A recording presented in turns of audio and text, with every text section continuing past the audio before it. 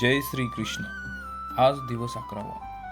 आज आपण भीती का येते आणि कशी कमी करावी या भगवद्गीतेतील निर्भयतेच्या विचारावर आधारित आपल्याला माहिती मिळणार आहे. आपल्याला भीती का वाटते याचा विचार कधी केलाय का? अपयशाची भीती, लोक काय म्हणतील याची भीती आणि भविष्याची भीती.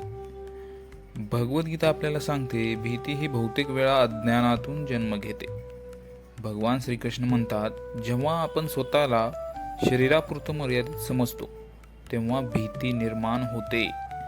पण जेव्हा आपण समजतो की आपण फक्त शरीर नाही तर आत्मा आहोत, तेव्हा भीती हळूहळू कमी होते.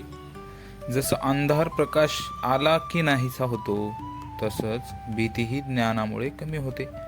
भीती आली तर तिला पळवू नका, तिचा अर्थ समजून घ्या. प्रत्येक छोटा प्रयत्न भीतीवरचा विजय असतो. विश्वास ठेवा, धैर्य ठेवा आणि पुढे चालत राहा. हीच आहे भगवद्गीतेची निर्भयतेची शिकवण.